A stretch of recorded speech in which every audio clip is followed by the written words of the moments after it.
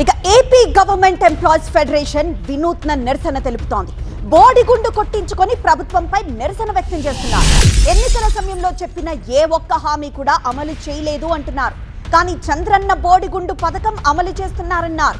ఉద్యోగులకి 50,000 కోట్ల బకాయిలు పెండింగ్ ఉన్నాయని ఆరోపిస్తున్నారు. 5 డిఏలు అరియర్లు ఇంకా చెల్లించలేదంటున్నారు ఎంప్లాయీస్ ఫెడరేషన్ సభ్యులు. ఉద్యోగ సంఘాల నేతలు మాట్లాడలేని పరిస్థితి ఉందన్నారు. ఉద్యోగులకు రావాల్సిన హక్కులు వెంటనే ఇవ్వాలని వారు డిమాండ్ చేస్తూ ఇలా వినూత్నంగా నిరసన తెలుపుతున్నారు.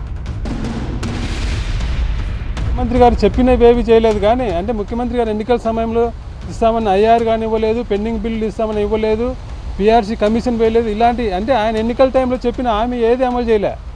అవన్నీ చేయకుండా ఒక వినూత్నమైన పథకం మాకు ప్రభుత్వం అమలు చేస్తుంది. అదేంటంటే చంద్రన్న బోడిగుండు పథకం.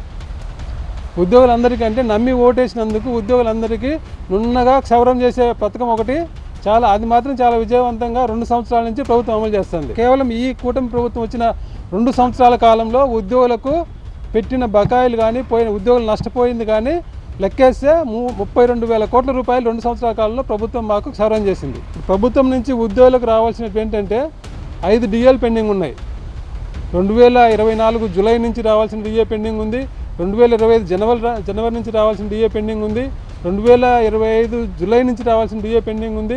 2026 జనవరి నుంచి రావాల్సిన డిఏ పెండింగ్ ఉంది. 2026 జూలై నుంచి రావాల్సిన 5 డిఏలు పెండింగ్ ఉన్నాయి. అలాగే డిఏ అరియర్స్ 5 పెండింగ్ ఉన్నాయి. అంటే 24 నెలల పాటు ఉద్యోగులకు 27% అయ్యారు ప్రభుత్వం ఎగ్గొట్టింది. అదొక నష్టం. అలాగే ఈ ప్రభుత్వం వచ్చిన 2 సంవత్సరాల్లో ఉద్యోగులకు సరెండర్ లీవ్లు 2 ఇవ్వాలి, అవి పెండింగ్. పోలీసులకైతే వాళ్ళకు సెలవులు ఉండవు కాబట్టి వాళ్ళకి స్పెషల్ సిఎల్ ఉంటాయి, ఎస్ఎల్ ఉంటాయి. వాళ్ళకు సంవత్సరానికి 2 ఎస్ఎల్ ఉంటాయి కాబట్టి పోలీసులకు 6 ఎస్ఎల్ పెండింగ్ ఉన్నాయి.